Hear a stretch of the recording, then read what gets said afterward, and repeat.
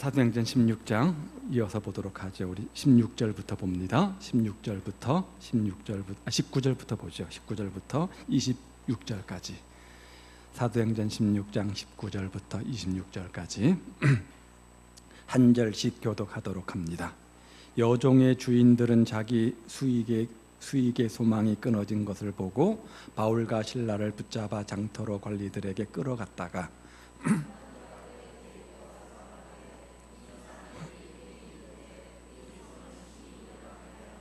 로마 사람인 우리가 받지도 못하고 행하지도 못할 풍속을 전한다 하거늘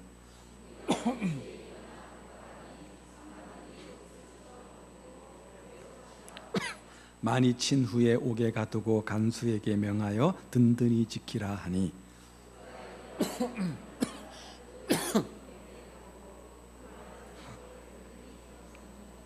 한밤중에 바울과 실라가 기도하고 하나님을 찬송하며 죄수들이 듣더라. 문이 곧 다 열리며 모든 사람의 메인 것이 다 벗어진지라. 아멘. 이미 우리가 잘 알고 있는 내용이지만 다시 한번 본문의 내용을 살펴보면 바울과 실라가 복음을 전하다 빌립보 감옥에 갇히게 됩니다. 한밤중에 바울과 실라는 낭망하지 않고 일어나서 하나님께 기도하고 찬송했죠. 그랬더니 갑작스럽게 감옥 안에 기적이 일어납니다.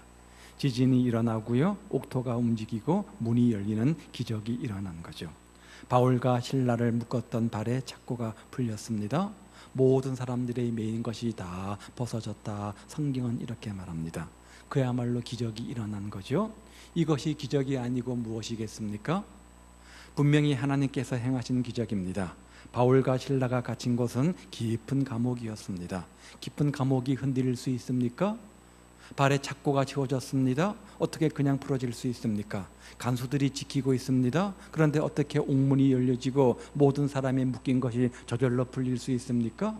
우연히 일어난 것은 아니죠. 이런 일은 저절로 일어날 수가 없습니다. 하나님께서 바울과 실라의 기도와 찬송을 들으시고 응답하셔서 기적을 행하신 겁니다. 그들을 불쌍히 여기시고 응답하신 겁니다. 하나님께서 바울과 실라를 통해서 하실 일이 많이 있었기 때문에 그들을 감옥에 나오는 기적을 베풀어 주신 겁니다. 자, 이것이 오늘 본문의 내용인데요. 이런 본문의 내용들을 살피면서 우리가 몇 가지 생각해 봐야 될 교훈들이 있습니다. 먼저는 우리는 기적을 믿는다는 거예요. 우리는 기적을 믿는다는 거예요. 여러분, 기적이 무엇입니까? 하나님의 특별한 섭리가 기적입니다. 하나님께서 섭리를 베풀어 주시는데 특별하게 섭리를 베풀어 주시는 것, 이것을 가지고 우리는 기적이라 이렇게 말합니다. 자, 섭리가 뭡니까? 섭리는 하나님께서 작정하신 생각입니다. 작정하신 계획입니다. 하나님의 뜻입니다. 하나님의 의도입니다. 어떤 문제, 어떤 사건, 어떤 사고가 있습니다. 어떤 일이 있습니다. 그것을 향한 하나님의 생각, 하나님의 뜻, 하나님의 계획, 하나님의 의도, 이것을 가리켜서 우리는 섭리라 이렇게 말합니다. 하나님은 천지를 창조하셨습니다. 천지를 창조하시고 모든 천하 만물을 하나님께서 주관하시고 간섭하시고 보호하시지 않습니까? 어떻게 해요? 하나님의 섭리대로, 하나님의 의도와 하나님의 생각과 하나님의 계획대로 그렇게 하신다는 겁니다. 따라서 하나님의 인도하심, 하나님의 보호하심, 하나님의 통치하심, 하나님의 생각, 뜻, 이 모든 것이 바로 하나님의 섭리라는 거죠. 그런데 이 하나님의 섭리는 두 가지가 있습니다. 일반적인 섭리가 있고 특별한 섭리가 있다는 거예요. 일반 섭리는 일차적인 원인을 통해서 하나님께서 작정을 이루시는, 하나님께서 어떤 생각과 계획을 이루시는 것을 말합니다.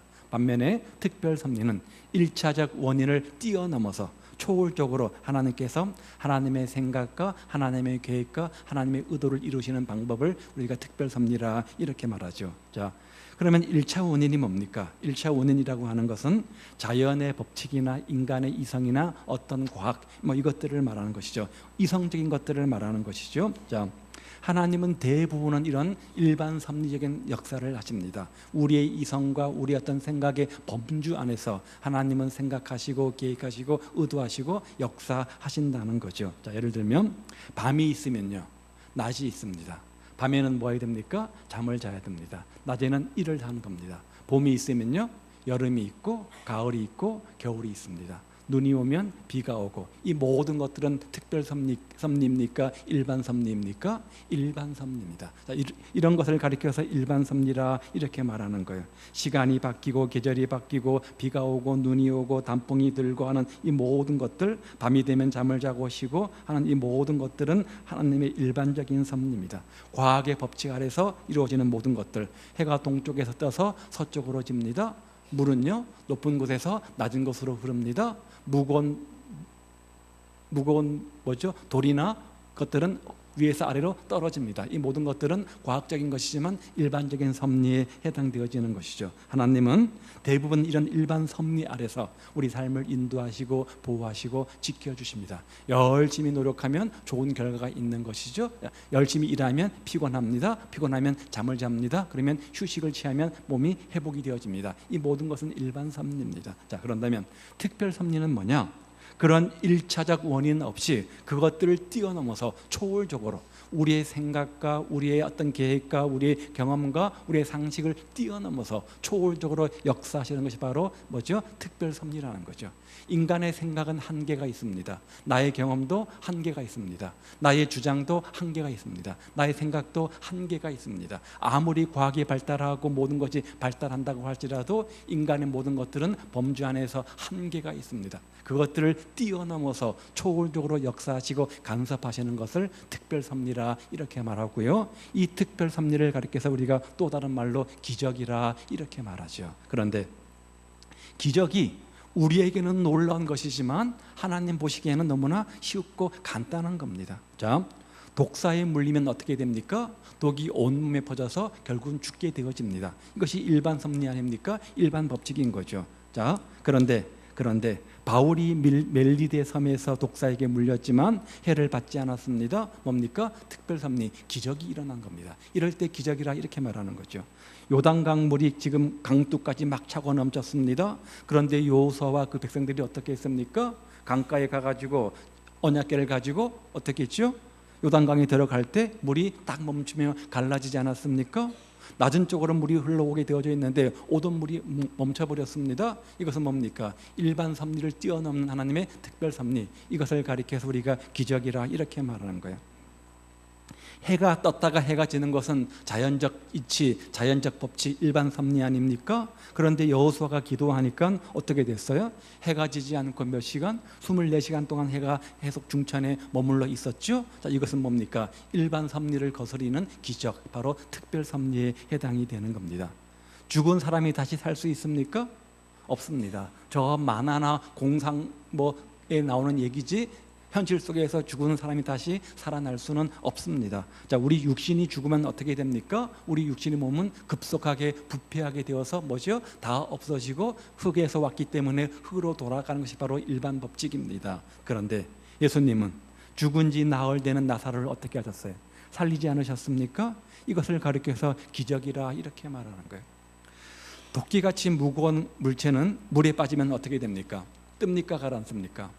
가라앉습니다. 이게 뭐예요? 일반 법칙입니다. 자연 법칙입니다. 일반 섭리인 거죠. 그런데 엘리사는 물속에 가라앉은 도끼를 어떻게 했어요? 물 위로 떠오르게 하지 않았습니까? 그야말로 기적이죠. 하나님은 이렇게 특별한 필요나 특별한 뜻이 있으면 특별한 상황 속에서 특별히 기적적으로 역사하시는 특별 섭리를 행하시는데, 이것을 가리켜서 우리가 기적이라 이렇게 말합니다. 그런데 우리는 그 기적을 믿습니다. 내 생각을 뛰어넘는다고 할지라도, 내 방법과 내 경험과 내 상식을 뛰어넘는 것이라고 할지라도 없다라고 부인할 수 없고, 있다라고 우리는 기적을 믿습니다. 초월적 하나님의 역사를 우리는 믿습니다. 기적만 믿는 것이 아니라 기적도 믿습니다. 그렇죠? 기적도 믿습니다. 특별 섭리만 있는 것이 아니라 일반 섭리도 있는 겁니다. 인간이 이해하고 인간이 할 수 있고 인간이 감당할 수 있는 것만 믿는 것이 아닙니다. 믿음은 그 이상을 우리에게 요구합니다. 자, 기적을 믿는다, 하나님을 믿는다, 그 말의 의미가 뭡니까? 하나님에 대한 전폭적 신뢰를 갖는다는 말이죠. 나는 안 되지만, 내 생각과 내 경험과 내 방법으로는 안 되지만 하나님은 하실 수 있어. 이게 믿음 아닙니까? 일반적 섭리, 일반적 어떤 관점에 볼 때는 안 되는 일이지만 하나님께서 특별한 섭리로 기적을 행하시면 될 수 있어. 이게 믿음 아닙니까?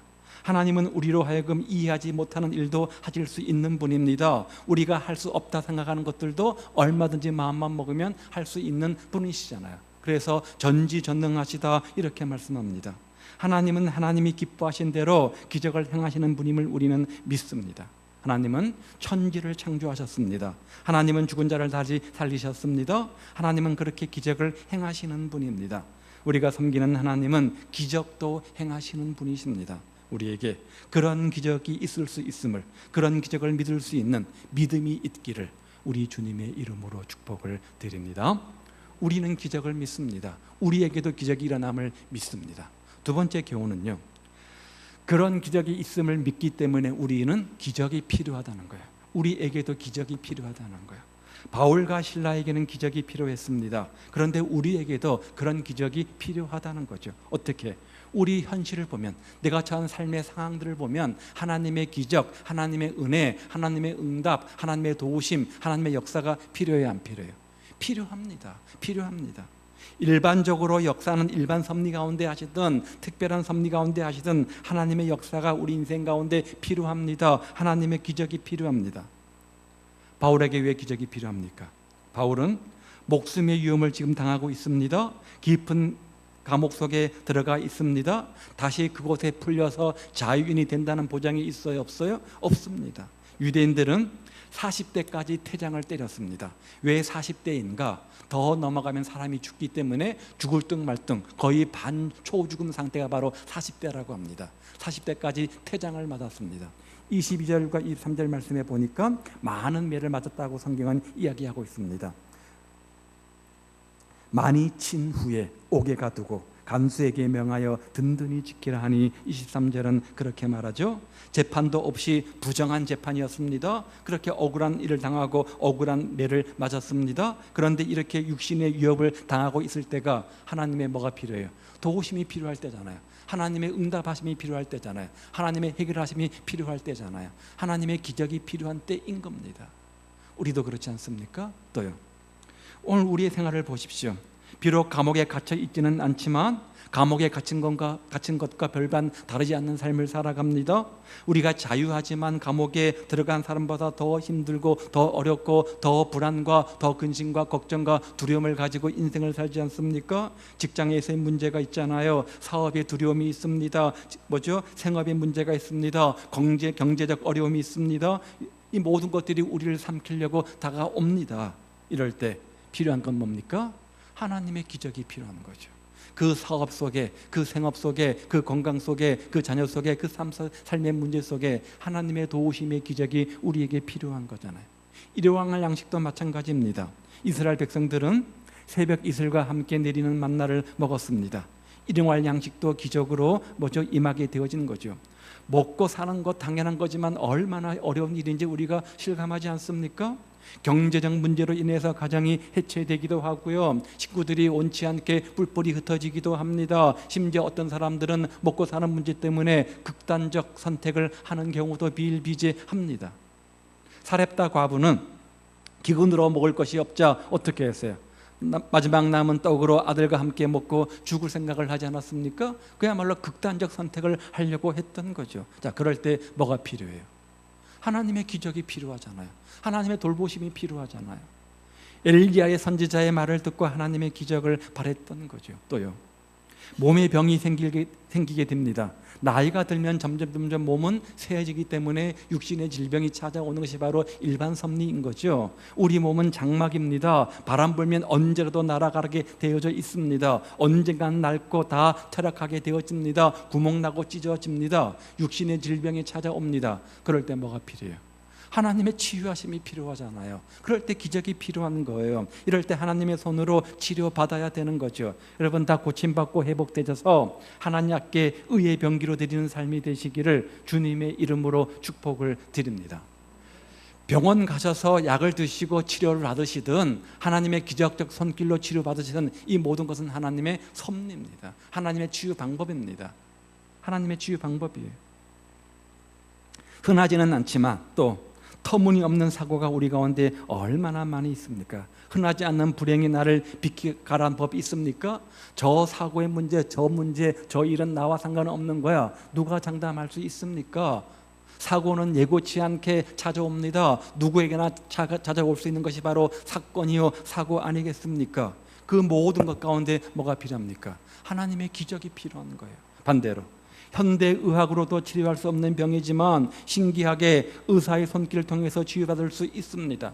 하나님께서 직접 기적적으로 행해 주시든 아니면 의사나 약을 통해서 치료하시든 하나님께서 치료하십니다. 그런 기적이 우리에게 필요한 겁니다. 따라서 기적이 우리에게도 필요합니다. 오늘 우리의 현실의 삶의 모습을 보면, 내가 처한 상황을 보게 되어지면 하나님의 도우심의 손길인, 하나님의 축복하심의 손길인, 하나님의 응답하심의 손길인 하나님의 기적이 우리에게도 필요한 거예요. 또 삶을 살다 보면 억울한 일을 당할 때가 어디 한두 번입니까? 그럴 때 하나님의 도우심의 손길, 기적의 손길이 필요한 거죠. 오늘 본문에 바울과 실라가 그랬습니다. 죄를 진 것도 아닙니다. 그런데 죄인 취급을 합니다. 억울하잖아요. 귀신 들려 점치는 소녀 하나를 예수의 이름으로 고쳐주었습니다. 고작 한 일은 그게 잡니다. 그게 무슨 잘못입니까? 선한 일을 한 거잖아요. 그런데 선한 일을 하고도 억울하게 불법한 대접을 받아서 감옥에 갇히게 되었습니다. 그 손해를, 그 명예훼손을, 그 자존심을 누가 회복시켜 주겠습니까? 하나님만 할 수 있는 거예요. 이럴 때 하나님의 기적이 필요한 거예요. 무슨 인맥을 동원해서 되는 것 아닙니다. 하나님께서 기적적으로 은혜를 베풀어 주셔야만 하는 거죠. 욥이 시험을 받았습니다. 시험 당할 때 육신의 것만 잃은 겁니까? 아니잖아요. 형제를 잃었습니다. 명예를 잃었습니다. 아내, 자식도 잃었잖아요. 친구들도 등을 돌렸습니다. 위로는커녕 숨은 죄가 있다고 수군거립니다. 그런데 하나님은 욥을 기적같이 회복시켜서 명예를 회복시켜 주셨고 갑절의 축복을 주지 않으셨습니까? 하나님의 기적인 거죠. 모르드게는 하만에게 미움을 받아서 죽을 지경에 놓였습니다. 자신 한 사람의 목숨만이 문제가 아니라 온 유대인이 지금 목숨이 경각에 달려 있는 겁니다. 죽음의 시간이 다가옵니다. 이제 내일 해가 뜨면 유대인들은 다 죽습니다. 그런데 기적이 일어나야 되잖아요. 그 순간에 필요한 것은 기적이잖아요. 그런데 그때 하나님은 기적을 행하셔서 모르드게가 달릴 나무에 대신 하만이 달리게 하지 않으셨습니까? 이런 걸 가지고 뭐라고 그래요? 기적이라고 말하는 거예요. 여러분, 그런 기적 필요 없습니까? 오늘 우리 인생의 현실들을 보십시오. 오늘 우리 인생의 현실을 보면 그런 하나님의 기적이 절대적으로 우리 가운데 필요하지 않습니까? 세상에 위험한 일들이 얼마나 많이 있어요. 시시때때로 우리의 삶은 위험함을 당합니다. 마치 우는 사자같이 우리를 삼키려고 다가옵니다. 그럴 때 기적이 필요한 거예요. 과연 행복한 삶의 조건을 온전히 완전하게 갖추고 사는 사람들이 얼마나 많이 있습니까? 별로 없습니다. 과연 얼마나 많은 사람들이 그런 행복의 조건을 가지면서 지속적으로 그런 행복한 삶을 삽니까? 별로 없습니다. 하나님의 기적이 아니면 우리 삶의 행복과 평안, 그 어떤 것으로도 지킬 수가 없는 거예요. 자녀의 문제가 예고하고 찾아옵니까? 물질의 문제가 예고하고 찾아옵니까? 건강의 문제가 강구하고 찾아옵니까? 언제 자녀들에게 어려움이 닥칠지, 언제 그 많은 재물이 독수리의 날개처럼 다 날아가 버릴지, 언제 우리에게 건강의 문제가 생길지, 언제 사고가 터질지, 언제 우리나라가 전쟁이 일어날지 아무도 장담을 못하는 거예요. 언제나 맑은 하늘은 아니잖아요. 지난주간 날씨가 어땠어요? 맑았다, 비오다, 비오다, 맑았다 하지 않았습니까? 그게 인생이에요. 갑자기 먹구름이 몰려오고 비가 옵니다. 우리를 위협하는 사단과 마귀의 세력이 얼마나 강하게 역사하는지 모릅니다. 이때 하나님의 특별한 역사, 즉 기적이 우리에게 필요한 거예요. 세상 사는 동안 우리에게는 수많은 기적이 필요합니다. 자, 출애굽했습니다. 가나안 땅 저 천국을 향해서 가는 인생길을 광야길이라고 말합니다. 그 광야길을 걷는 동안 이스라엘 백성들 어떻게 했어요? 날마다 순간순간마다 무엇을 경험했어요? 하나님의 기적을 경험했잖아요. 어떤 거요? 만나와 메추라기의 기적도 경험했고요. 낮에는 구름 기둥, 밤에는 불 기둥, 인도 경험했잖아요. 목이 말라서 반석에서 생수가 나는 기적도 경험했어요.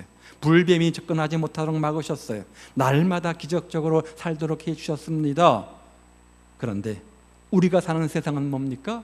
광야와 같습니다. 우리도 날마다 기적적으로 살아야 되는데 기적이 필요한 거예요. 하나님의 도우심이 필요한 거예요. 왜 기적이 우리에게 일어나야 되는가? 바울과 실라는 지금 뭐 했죠? 선교했습니다.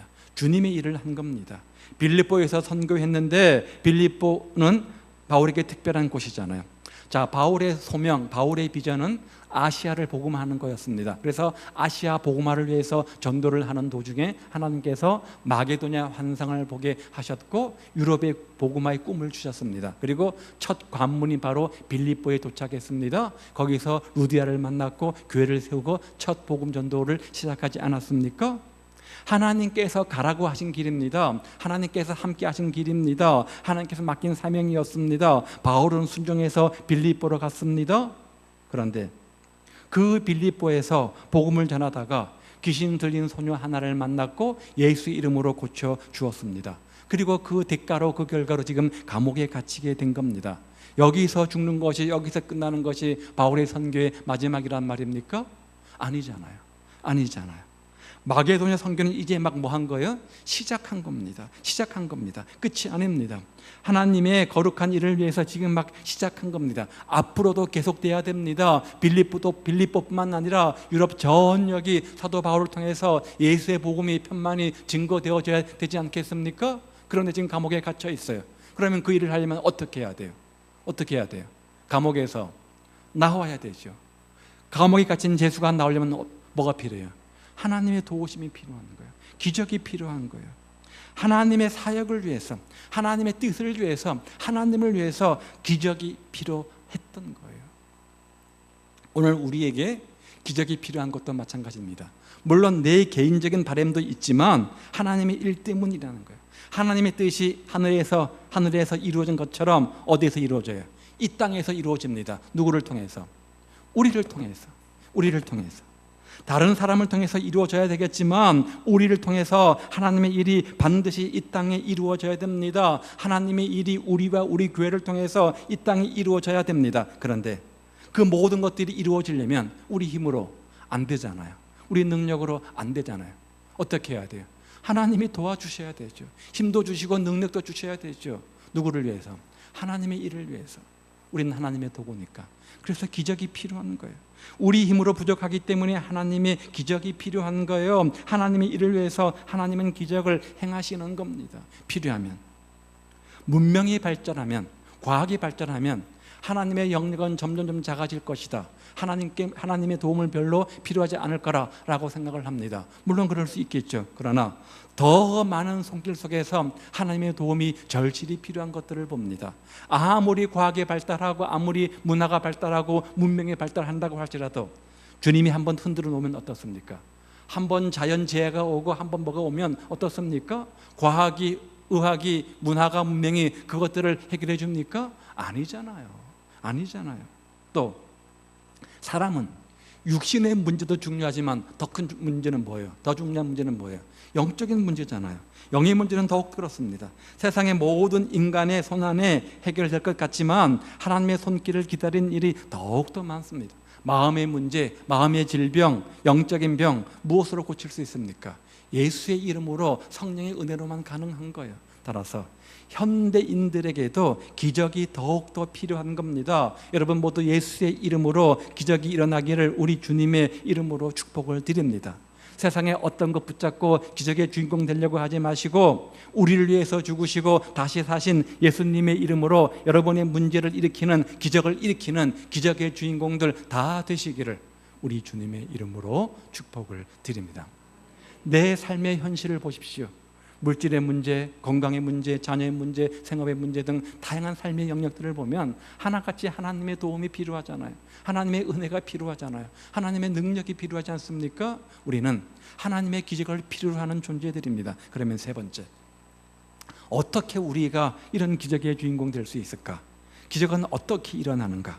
오늘 25절 말씀을 보십시오. 한밤중에 바울과 실라가 기도하고 하나님을 찬송하며, 하나님을 찬송하며. 바울과 실라는 기도하고 찬송했습니다. 기적의 재료가 뭐였어요? 기도와 찬송입니다. 기도와 찬송입니다. 뭔가 특별한 음식은 재료가 다양하고 특별한 기술이 있을 것 같지만 하나님의 기적의 방법은 단순합니다. 별거 아닙니다. 믿음으로 기도하고 믿음으로 찬송하면 되는 거예요. 세상의 다른 것, 특별한 것, 금은보화나 권세나 멸류관 아닙니다. 하나님의 기적으로 그렇게 일어나는 것이 아니라 믿음의 기도와 믿음의 찬송이었습니다. 그러면 어떤 기도가 기적을 일으킵니까? 어떤 기도가 기적을 일으킵니까? 기적을 일으키는 기도, 응답받는 기도, 축복의 기도, 뭔가 특별한 것이 있어요. 보통 대부분 사람들은 감옥에 들어가면, 그런 상황 속에 처하면 기도할 수 있습니까? 없습니까? 잘 안 됩니다. 평소에 열심히 기도하는 사람도 그런 상황 속에, 그런 환경 속에 딱 직면하게 되어지면 기도의 영이 딱 닫혀가지고 제대로 기도가 안 됩니다. 대신에 뭐가 생기죠? 기도의 영이 떠나가면 불평의 영이 가득 찰 거 아닙니까? 근심과 의심으로, 두려움으로 가득 찰 거 아닙니까? 하나님께서 나를 버리시는 건가? 하나님이 나를 사랑하지 않는 건가? 왜 나에게 이런 문제가 생기지? 영적으로 침체하게 되어지고 하나님을 원망하며 낭망하기 쉽잖아요. 그리고 사람을 불평하게 되어지고 환경을 불평하게 되어지고, 더 나아가서 이런 환경과 이런 조건과 이런 사람을 만나게 하신 주님께 대한 불평과 원망을 쏟아놓게 되어지지 않습니까? 그러면서 속상하다, 억울하다 하며 불평하며 원망하며 우리가 잠도 이루지 못합니다. 그런데 바울을 보십시오. 한밤중에 바울과 실라가 기도하고 하나님을 찬송하며 뭐 했다고요? 기도했대요.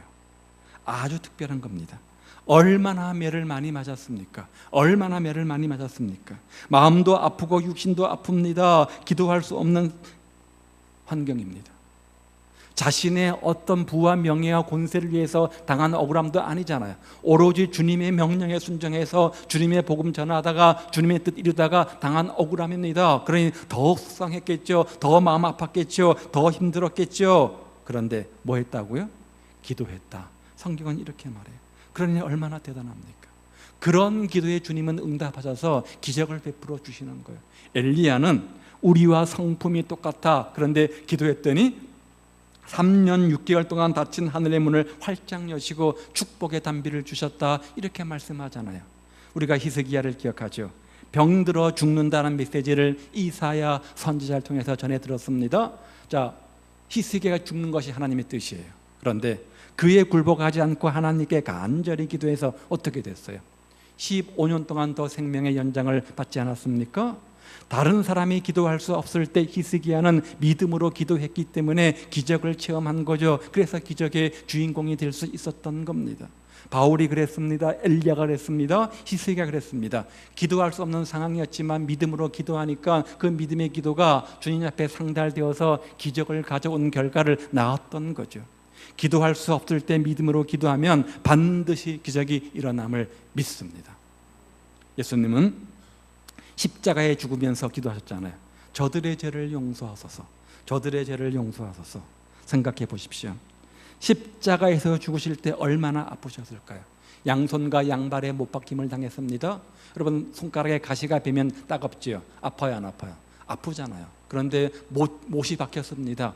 사지가 찢어지는 아픔인 거죠. 죄 없이 희생해 죽을 때 또 인간적으로 생각하면 얼마나 속상하고 억울했겠습니까? 얼마나 수치스러웠겠습니까? 얼마나 분하고 억울했겠습니까?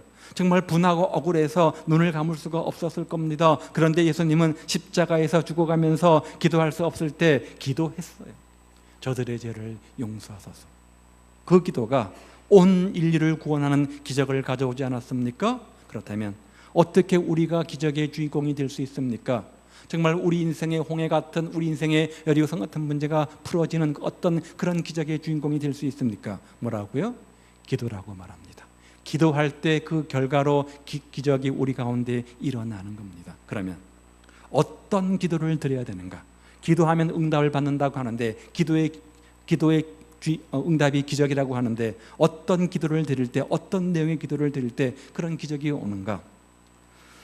그 내용은 지극히 평범합니다. 바울과 실라가 기도했습니다. 살려달라고 기도한 것이 아닙니다. 자기 목숨을 위해서 기도한 것이 아닙니다. 하나님의 뜻을 위한 기도를 했던 것을 보게 되어지죠. 마게도냐의 환상을 보고 빌립보로 왔습니다. 유럽에 가서 복음을 전하라고 하시더니 이제 감옥에서 어떻게 하라는 겁니까? 제가 주님 명령 따라서 유럽 와서 복음을 증거했는데 결과는 감옥에 있는 겁니다. 하나님 이렇게 인도하시는데 내 뜻과 내 생각과 내 방법과는 다르지만 하나님, 하나님에서 하는 의도가 뭡니까? 하나님 뜻이 무엇입니까? 라고 묻는 기도를 드렸어요. 하나님의 뜻이 무엇인지 하나님의 뜻을 구했다는 거죠. 그리고 그 기도가 기적을 가지고 온 겁니다. 기적을 일으키는 기도 특별한 것이 아닙니다. 우리는 지금 이렇게 적용할 수 있어요. 너희는 먼저 그의 나라와 그 일을 구하라. 그리하면 이 모든 것을 너희에게 더하시리라. 하나님의 뜻을 구하면, 하나님의 뜻을 찾으면 그 결과 기적이 일어난다는 거예요. 따라서 은사를 달라고 기도하면 은사를 주실 겁니다. 교회 부흥을 위해서 기도하면 기적이 일어나서 교회 부흥을 주실 겁니다. 전도하게 전도의 문을 열어달라고 기도하면 하나님께서 전도의 문을 열어주시는 기적을 우리에게 베풀어 주시는 겁니다. 목사님을 위해서 기도하면 기적이 일어납니다. 선교하는 교회가 되게 해달라고 기도하면 기적이 일어납니다. 다락방 부흥을 위해서 기도하면 다락방이 부흥하는 기적을 우리에게 베풀어 주십니다. 가족 구원을 위해서 기도하면 가족 모두가 구원받는 기적을 우리에게 베풀어 주십니다. 하나님, 내가 주님의 일들을 감당하기 위해서 성령 충만케 해 주옵소서, 물질로 충만하고 건강도 충만케 해 주옵소서라고 기도하면 하나님께서 그 일을 위해서 성령 충만, 육신 충만, 기도 충만, 건강 충만케 하는 기적을 베풀어 주시는 거예요. 왜냐하면 이 모든 것들은 뭐예요? 먼저 그의 나라와 그를 구하는 행위이기 때문에 그래요. 또 하나 뭐였죠? 찬송입니다. 기도하고 하나님을 찬송하며 바울과 실라는 기도하고 찬송했습니다. 그런데 기도와 찬송은 별개가 아니잖아요. 한 몸 아닙니까? 기도하면 자연스럽게 뭐예요? 찬송합니다. 찬송하면 자연스럽게 기도가 나오게 되어져 있습니다. 찬송은 기도의 연속입니다. 찬송은 곡조 있는 기도라고 말하죠. 입술로 하는 기도도 중요하고 찬송으로 하는 찬송도, 곡조로 하는 것 찬송도 중요합니다. 고난 중에 기뻐합니다. 아픔 중에 즐거워합니다. 환난 중에 감사합니다. 주님이 고난받은 것처럼 고난받는 것을 기뻐하고 감사합니다. 이 모든 것이 뭐냐? 바로 찬송의, 찬양의 한 가지 형태라는 거죠. 따라서 하나님을 찬송하시기 바랍니다. 고난 가운데, 슬픔 가운데, 아픔 가운데, 눈물 가운데 하나님을 찬송하시기를 바랍니다. 하늘의 평안과 안식과 감격이 임하게 되어질 겁니다. 하늘의 영광의 보좌를 보게 되어질 겁니다. 찬송할 때 하나님의 기적을 보게 되어질 겁니다. 찬송할 때 하나님의 은혜가 임하고 하나님의 응답이 임하고 하나님의 축복이 임하게 되는 겁니다. 어떻게 우리가 기적의 주인공이 될 수 있습니까? 방법은 기도밖에 없습니다. 방법은 찬송밖에 없습니다.